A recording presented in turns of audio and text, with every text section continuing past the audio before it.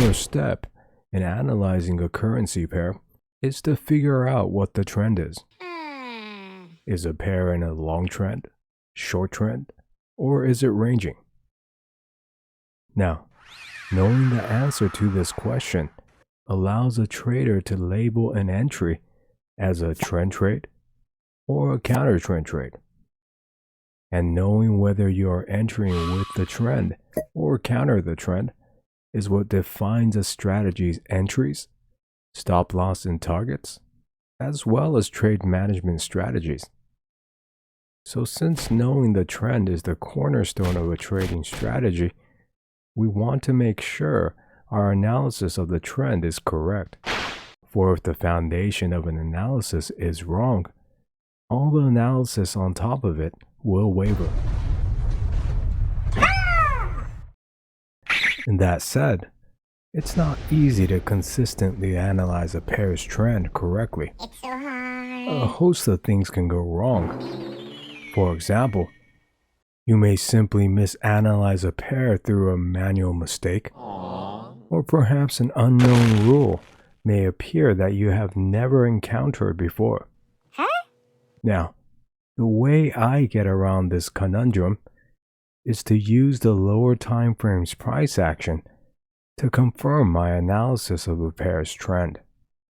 So, if my analysis tells me that a given pair is in a long trend, I constantly watch the lower time frame's price action to confirm the long trend. Think of this as looking for lower time frame price action that complement the higher time frame's trend analysis.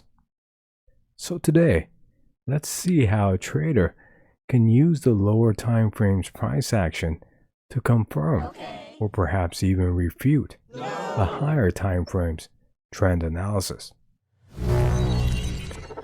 Okay, so on this Euro USD weekly chart, if you watch my forecast and analysis, you'll know that between this price level right here and this price level right here, my weekly trend analysis stated that the trend is short.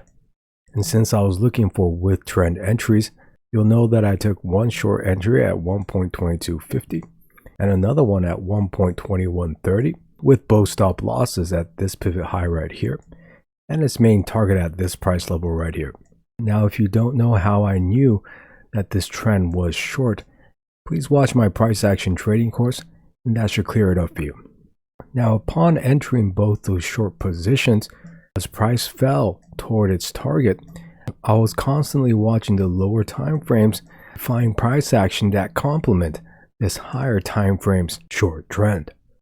Now let me show you an example of lower time frame price action that formed right here that complemented this higher time frame short trend. So let's go over to the 4-hour chart.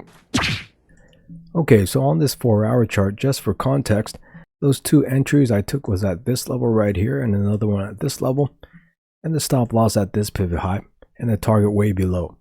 Now the price action that confirmed the trend is this price action right here. Now as you can see, this was a fake long HNS, and fake long HNSs show short-term short strength.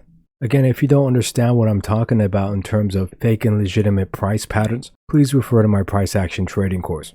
So again, this fake long HNS shows short-term short strength.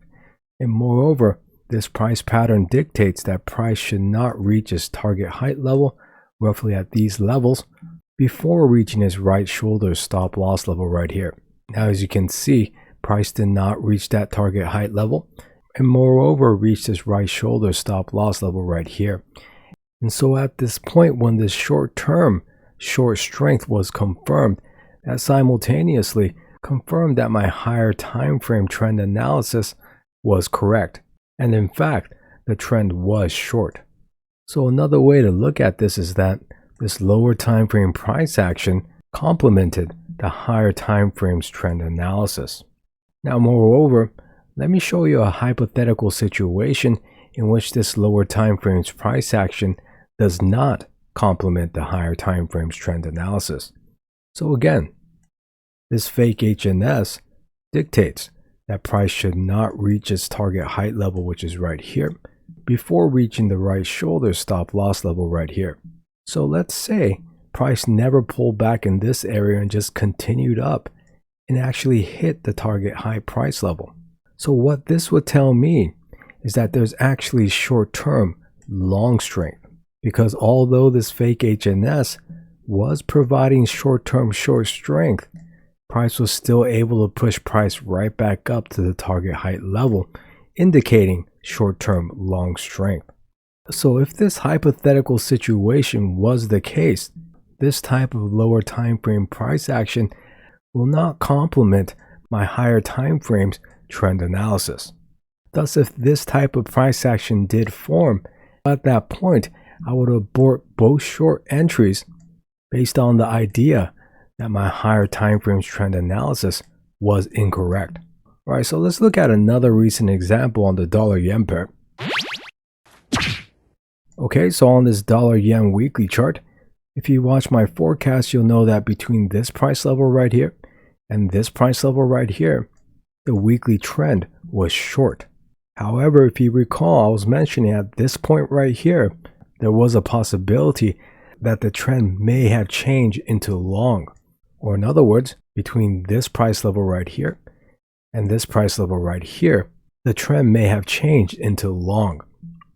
However, since I assumed that my original weekly trend analysis of being short was still true, as price pulled back in these levels right here, I took a short entry at 110.65, roughly in these areas right here, with a stop loss at this pivot high and its main target being right down here. However, as price rose to these levels right here, there was lower time frame confirmation that formed that told me to refute this trend analysis, and that in fact this weekly trend was actually long. And so I aborted that short trade at this 1.90 level right here. And although I did take a 30 pip loss, that actually saved me from another 70 pips worth of losses, for my stop loss was placed at this pivot right here. So let me show you the price action on the lower time frames that actually refuted the higher time frames trend analysis. So let's go over to the 1 minute chart. So on this 1 minute chart, as price pulled back to this 110.65 levels right here, I took a short entry, assuming that the higher time frames trend was short. And even as price pulled back even further in these areas, I was still okay with holding that short position, where my stop loss was way above at higher levels. However, at this point right here, there was actually a legitimate double top that formed. Now, a legitimate double top shows short-term short strength, and so price should reach its target height level, which is right here, before reaching its second peak stop loss level right here. However, as you can see, price stopped out the second peak stop loss level right here before reaching its target height level right here. So in other words, this 1 minute double top showed short-term short strength. However, price was still able to push up to that second peak stop loss level, and thus actually shows short-term long strength. And so immediately I aborted that short entry and minimized my loss to 30 pips. And again, that's because the lower time frames price action did not complement the higher time frames trend analysis. Now, there are several other ways to use the lower time frames to confirm a higher time frames trend. For example, V-shaped recoveries, and even simple trend line breakouts, which provide further accuracy in terms of confirming trends. And I will explain those in future lessons. But for now, let's stick to using price patterns to confirm trends, for I believe it's a good starting point. Moreover, the point of this lesson is to first get you used to the idea that if the higher time frames trend is in fact long, the lower time frames price should move in a long trend way.